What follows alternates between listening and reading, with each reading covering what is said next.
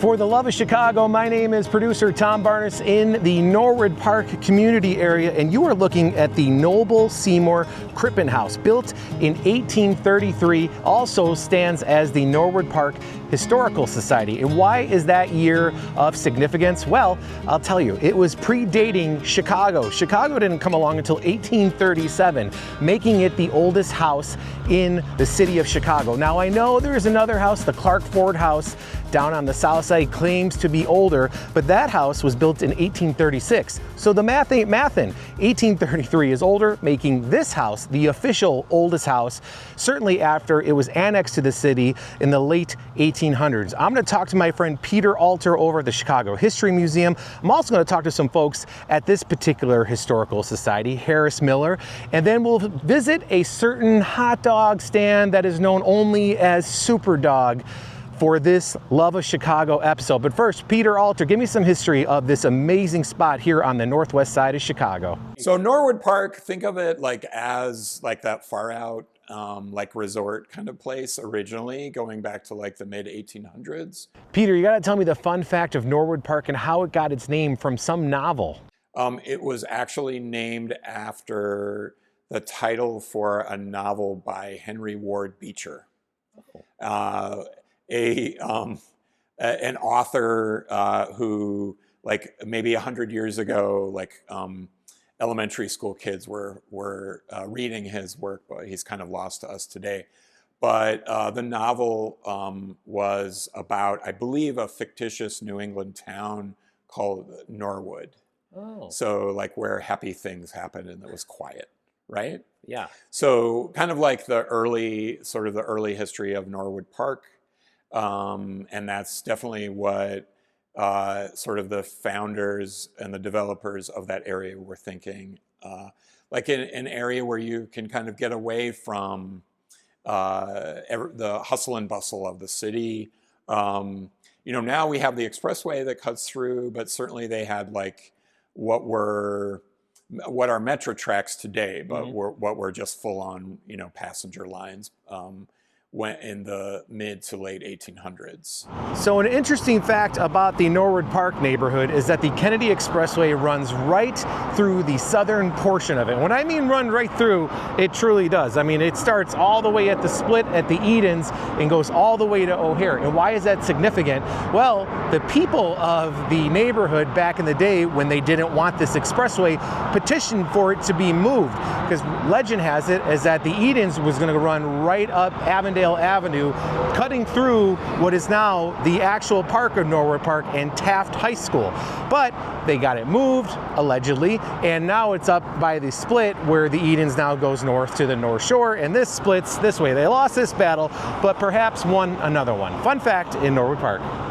Keeping of like a quiet New England town, hamlet, there are some curved streets. There is a neighborhood called Old Norwood Park. I used to live in it. Oh, really? Wow. Okay. All right. Yeah. And as you know, there's some circular streets, right? Or there's some streets that are part of the true grid that get like put into a circle there in Old Norwood Park. So if you get out and you walk around the Norwood Park community area or even the neighborhood, you notice there's a lot of parks in this particular part of the city. Peter, tell us why. Public parks, Chicago Park District parks in Norwood Park, which is also like in keeping with the, like, this is a green space. This is far out from the city. This is a place where you can go to relax. That the legacy of some of that goes back to like the mid 1800s, right? When people, European Americans who first moved there are like, yeah, this is so far from the Loop, what became known as the Loop, that we want to make it like quiet. We're going to have these curved streets. So Peter, tell me about the influence of New England and how that shaped Norwood Park. You know, tip our caps to New England, that, you know, and certainly there would have been New Englanders who settled there as well. Folks from the real England, the first England, Old England, did settle there as some of the first European Americans in the early 1800s. It does have a little downtown too. It does, small, yeah, but it does. Right. Yes, it does. Just as sort of, you know, we were talking about how Burnside was kind of made up by the community area makers, map makers in the 1920s.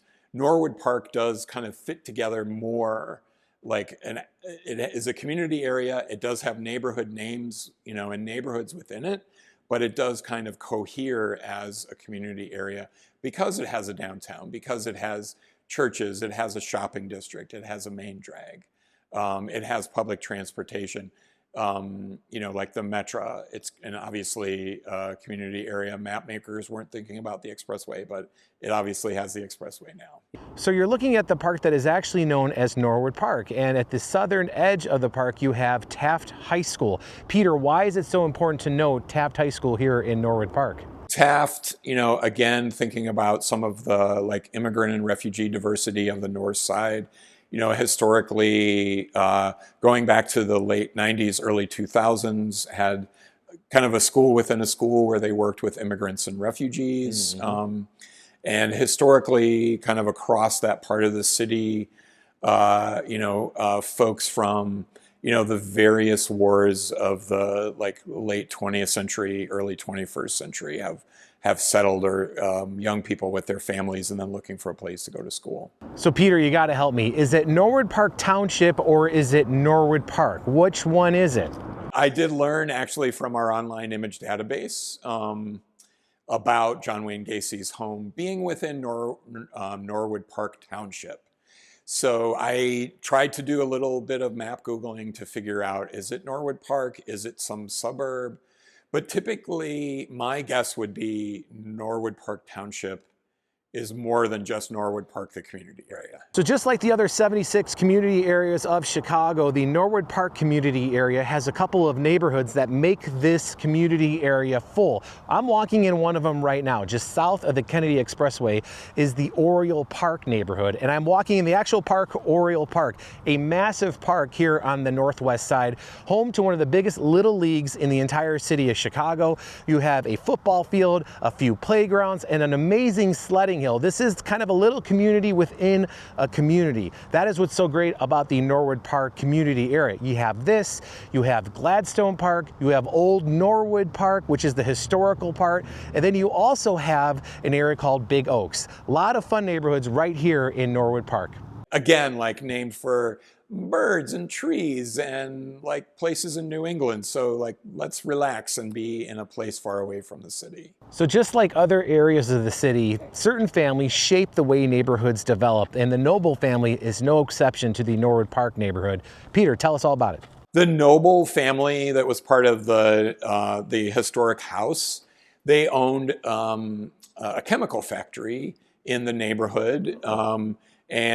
So in the early part of the 20th century, that was a major local employer. And so Norwood Park residents would sometimes, be workers at this chemical factory. They had to move the chemical factory out of the community area when the expressway came through. So one of the fun facts of the Norwood Park neighborhood is that it is home to Taft High School. It's been in this neighborhood for a long time. And why is that of significance and importance? Well, if you've seen the movie or the play Grease, Rydell High, that's Taft High School. And it was written by Jim Jacobs and Warren Casey, two graduates of this area who used Chicago and Foster Beach and a certain hot dog stand, or Superdawg stand, I should say, down the street as inspiration. Fun fact here in Norwood Park. So now we got some of the basic history of the Norwood Park community area. Let's take a deeper dive into the oldest house in Chicago and the Norwood Park's Historical Society. Harris Miller, tell us all about it. Just as the country was growing, and also Illinois, Cook County, the city of Chicago, if you go down in that order, you could see from the history from how the country began. And I'm also going to acknowledge the Native Americans, who are very important to this community and to our country as a whole. The village years of Norwood Park as a suburban community, it was founded in 1874. It didn't join the city until 1893 because they needed water and other resources, of course, to keep growing. All right, first things first, Harris. Is this or is this not the oldest house in Chicago? So in present day Chicago in 2025, this is actually the oldest home within the city limits. So the side that we're opposite of, because we're just north of the original building. That part was built in 1833. And then this part where we're standing, this was built as an extension of it in 1868. The Clark Ford House, which is on South Prairie, that was built in 1836. What I would say is, in present day Chicago, this is the oldest home, but maybe not so much in the past. Yeah. So, but in Cook County, you could say that this is considered one of the oldest homes as well. So one of the fun aspects of the Norwood Park community area is it has a little downtown. I'm walking through it right now at Raven, Neenah, and Avondale. And rumor has it there used to be a resort in this area, right in this spot right here. Harris, is that true? There was a hotel in that area, right? And a lot of people won't know that. A lot of American pride in the Norwood Park community area. But Harris, tell me about the spirit of Norwood Park. During World War II, just like the other communities in our area, the Norwood Park residents were very instrumental in buying war bonds and other things to help with the war effort, of course. And one of the things that you'll see up there is the Flying Hospital from 1943. In fact, you could see there's a plaque up there for the L.B. Allen Company. They were likely one of the donors who gave money toward the war bonds to buy that plane. And that just kind of speaks to the kind of people that live in Norwood Park. I mean, people who are proud of their city, proud of their country, and you see that with the detail of architecture. There's so many different houses within Norwood Park, so many different architectural styles. I would argue it might be one of the most diverse neighborhoods in Chicago when it comes to the houses that are available, because you have stuff from the 1800s all the way through the Bungalow Belt era. Yes. Oh, absolutely. And then you do have homes that are also from the 40s and even through the post-World War II. There's some ranch homes, and then you got more post-modern homes as well. So everything's kind of peppered in. So you get to see a little bit of the Chicago area, or the city of Chicago, if you will. Such a fascinating story here in Norwood Park. Harris, can you walk me through the rooms and tell me what each room represents here at the Historical Society? In the first room, that is room 1, that is Margaret Crippen's room. She married a gentleman named Howard Crippen. And then in room 2, so that's the village years section. And then that will tell you about basically the history from when the Noble House was built in 1833, through the farming years, and then all the way through when Norwood Park got annexed to the city in 1893 once again. And then it ends with about the 1970s, let's say. So just shortly after the Kennedy came through in 1960. Room 3 is about the Native Americans, of course. Our general area near the southern tip of Lake Michigan, Chicago area. And then you can see a map that goes all the way up to Lake Superior, way up by the Keweenaw Peninsula in Minnesota. And then there's also a map of, more locally, the villages, the Native American villages, that is, within Chicago and suburban Cook County and the surrounding counties. Behind you, those are maps of the townships, including some plat maps of Norwood Park, including the state of Illinois and also the city of Chicago. And also you have some railway history, like from, for example, from the Chicago and Northwestern, right there. And then there's a railroad spike that you can take a peek at. And then right in front of me is is one of the trunks from the family. Right here, the Crippen family's trunk from when they rode the train in and out of the city. This is very so this is really neat to be able to have our guests look at when they come. And there's 2, in fact, right there. So in room 4, we have the Can You Dig It exhibit. It's an archaeological dig that was done by DePaul University. So you'll find a number of coins. There's a ton of silver coins going back to the 19th century, all the way up till almost the 1980s, roughly, or early 1990s. And then there's a couple random dog tags in there, an old cow tooth, because again, this was a rural community at one time, so I'm not shocked that they found that. All right, Harris, tell me a little bit more about the history of Norwood Park and the history that's inside here at the Norwood Park Historical Society. As a lot of people know, the first rail lines came through the Chicago area about 1855 or so. Just a little after the city had been founded. And the Illinois Central, which is further south, that came in slightly earlier. But the Chicago and Great Western, which is the Northwest line now, became the Chicago Northwestern. So that came through in 1855. The current train station, my understanding, it's built by Frost and Granger. That was built around 1907 or so when they were building the other train stations in the greater Chicago area for the Chicago Northwestern. So one of the best parts about this project is going through all of the unique history that make up the 77 community areas.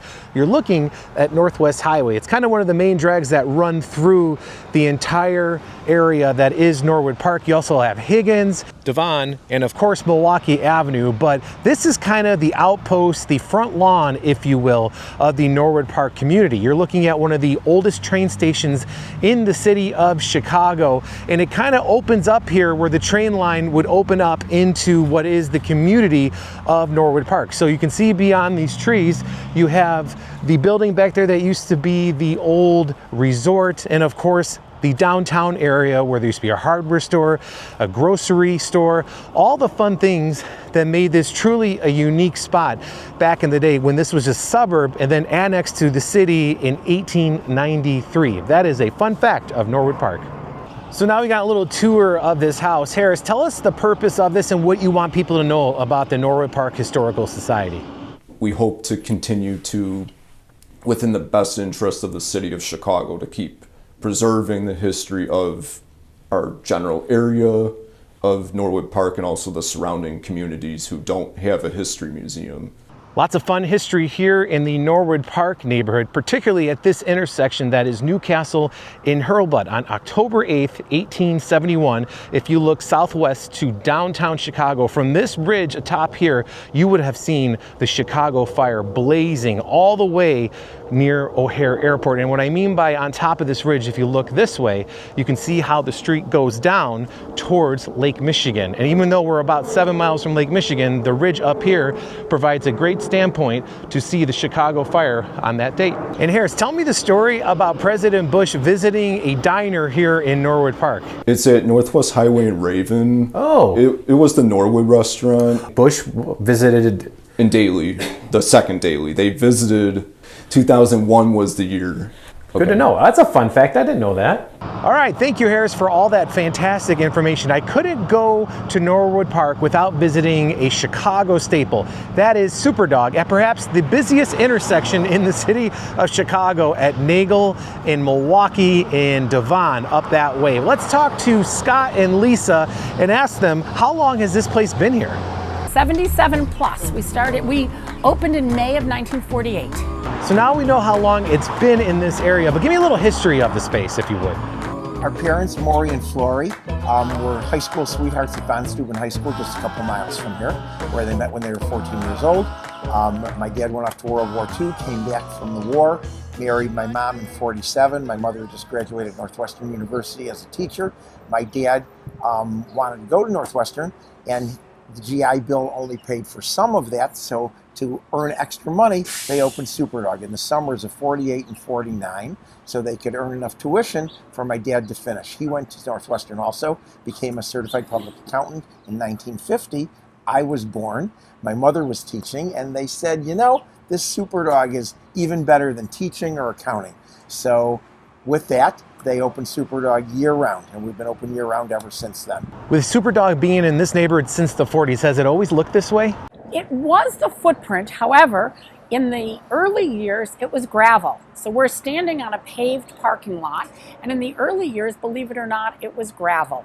We always had the two driveways, and the building was built. The original building is still the kitchen where we cook today is the original building.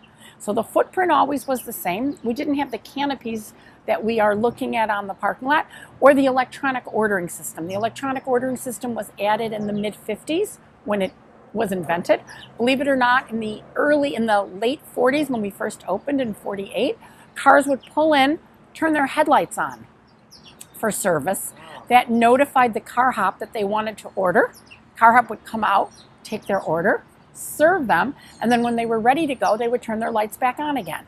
You want to hear about Chicago tradition? Just listen to this story from Lisa and Scott about what their mom and dad would say and what they still say today to every customer that comes to Superdawg. My mother always answered the switchboard, and we still do. Hiya, thanks for stopping. May I take your order, please? And that exact phrase is what we still use today. There's all sorts of little hidden gems in the Superdawg building, but one of them is an homage to O'Hare. Listen.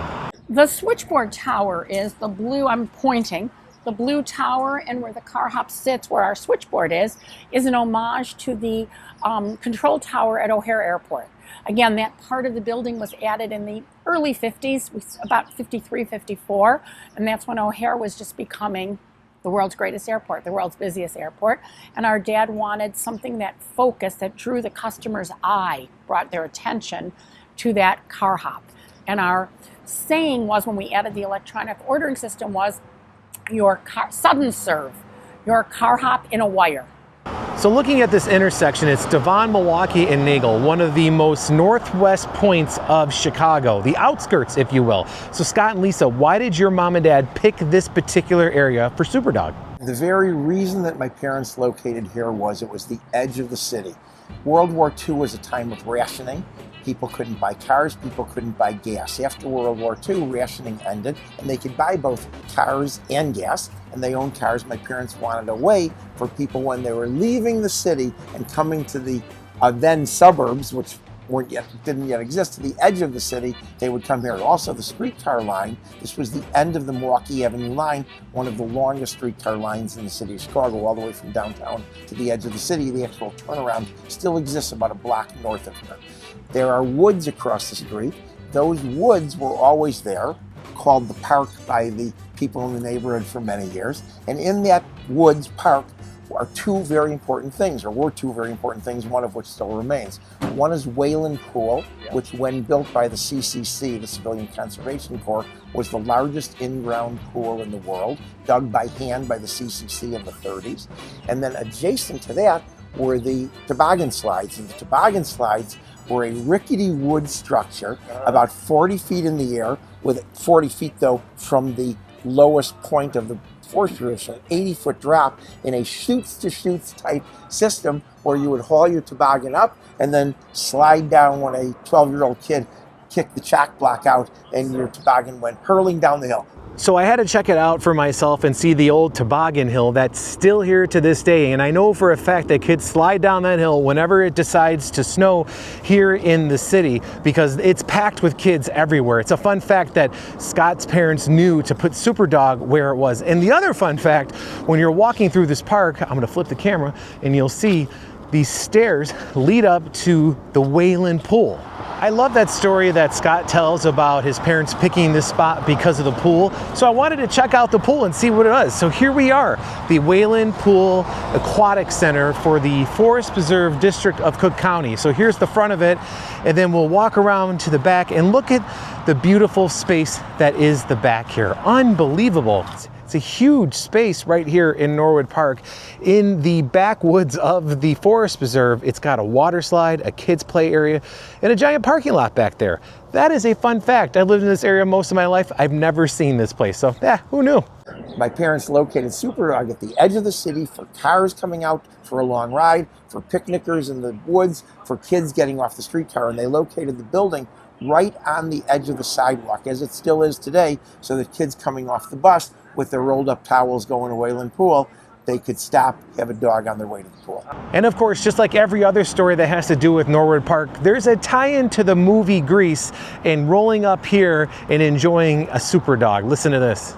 Taft High School is an important part of the story because the play and movie Grease were written by graduates from Taft High School about their experience in the neighborhood, and we are the drive-in that they describe in Grease. Ed Jacobs, when he rewrote and revisited the play in the 90s for Broadway, he came to us to film some spots for that when they were casting that play, describing how they used to hang out here. So one of the songs in Greece is Summer Nights, and it goes, Summer Nights. It's actually Foster Beach. The name of the song is actually Foster Beach, and it's a whole song about singing about spending time at Foster Beach. So there's other Chicago references that they took out when they Californiaized the play and moved it to California. But it is really about Chicago, and it's really about living life here in Norwood Park at Superdawg. With Superdawg being a part of this area since the 1940s, Scott and Lisa, tell us how Superdawg and Norwood Park grew up together. Our parents were Northwest Siders. We called it North Side. Now we determine it as Northwest Side. But our parents were North Siders. They were born and raised in Albany Park, went to elementary schools in Albany Park, and then to Von Steuben High School. So the natural place for them to open a restaurant in the late 40s and in their early 20s would be on the north side. So they took a ride and came to Milwaukee and Devon. And yes, it's Norwood Park, and what's very interesting to us is we've been here since 1948. And we were just a patch of gravel that our parents built this restaurant on. But all these buildings, these apartment buildings that we see around us didn't exist. And they all came after. They were part of the post-war building boom, or early 1950s, mid-50s. And the shopping center across the street didn't exist. When our parents came in 48, there was a store across the street called Lilac Farm, which was a dairy, it was called a dairy store, where the farmers brought milk and butter and eggs, those kind of perishables. And there was also always a gas station adjacent to us, just to the north of us. But that was basically it. There was a trailer rental that was also adjacent to our property, but this was nothing. This was, believe it or not, this was almost suburban. This was rural.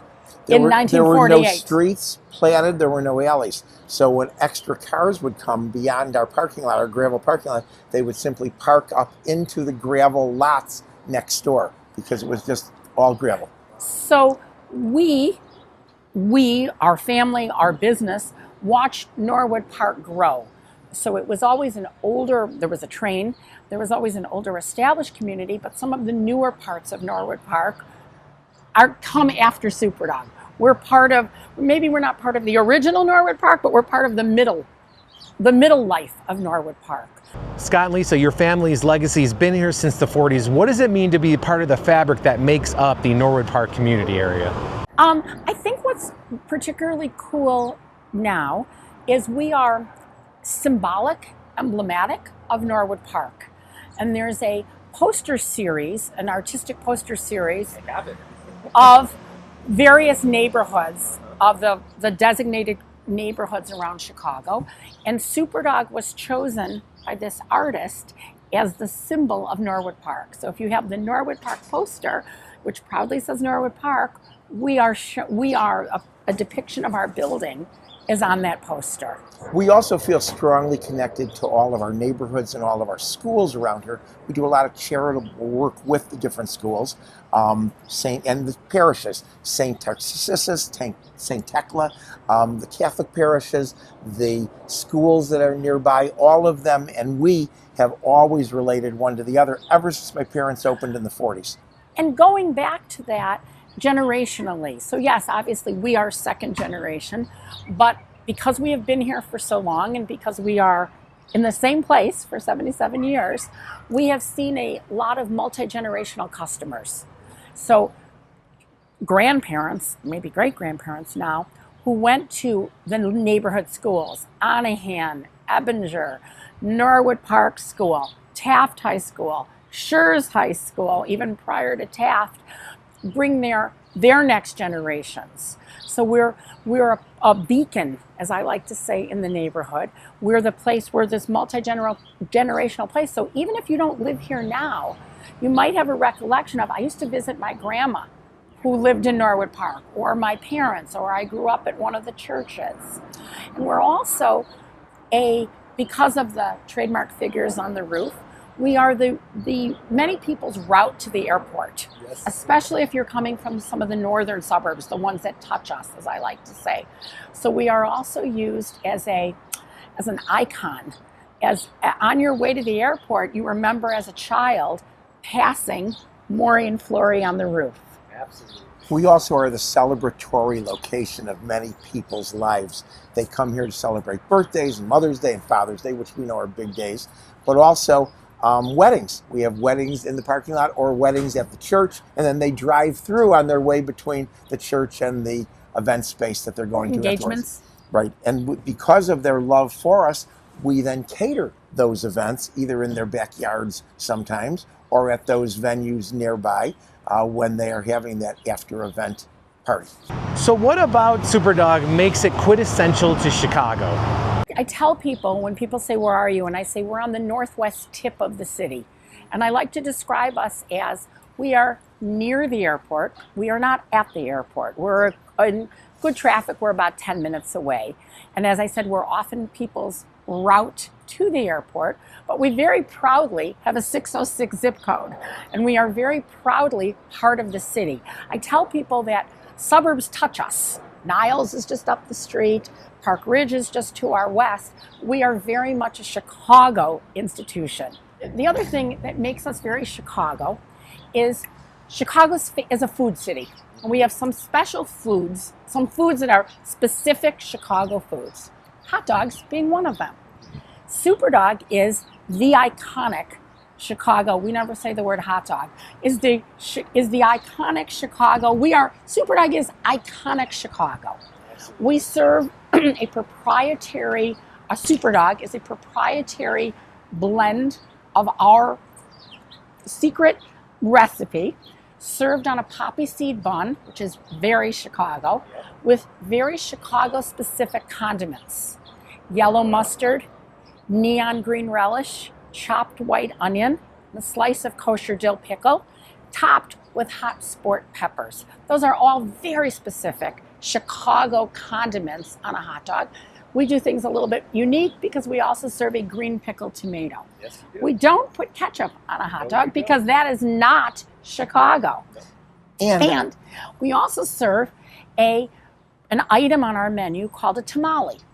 And I call that, when I'm describing it to someone, a Chicago hot dog stand tamale. It was developed during the Depression years or prior, and it is not a Mexican, it's not a tamale that you get at a Mexican restaurant. It is a tamale that you only get at Chicago hot dog stands. It's like a Tom Tom tamale, right? That's the brand.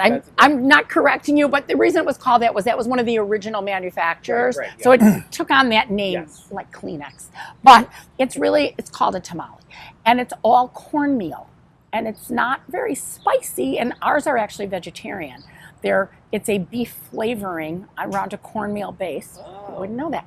But it's something that you only get at Chicago hot dog stands. So what and I was that going makes to us mention, Chicago. going back to the history, is our parents saw hot dogs around the city, and they knew that they were always wrapped in wax paper with fries. That was how a Chicago dog was served. But they wanted to do something different and better, so they developed a proprietary recipe, their own condiments that are sourced by us to serve on our Superdawg. But rather than wrapping that in wax paper, they developed a box, which is our signature box that all of our Superdawgs are served in. Inside the box with the fries. So the wrapping is the same as the old traditional wax paper, but now it's in this wonderful food sanitary box that conveys the message of your wonderful Superdawg is inside.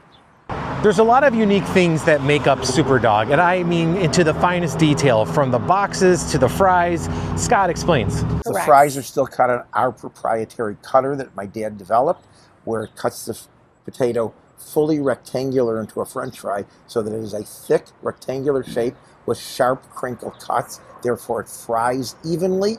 The center is cooked and the outside is crispy. So that's one of the other things that is developed by us. Also, my dad's beautiful engineering in the kitchen, where we can serve hundreds of Superdawgs simultaneously around a triangular steam table as opposed to a linear steam table as almost every other hot dog place. And that is the piece of artwork that hangs in my Norwood Park bungalow for the love of Chicago. If you have a suggestion, email me thomas.barnas@cbs.com. Until then, we'll see you later. Get up to Superdawg.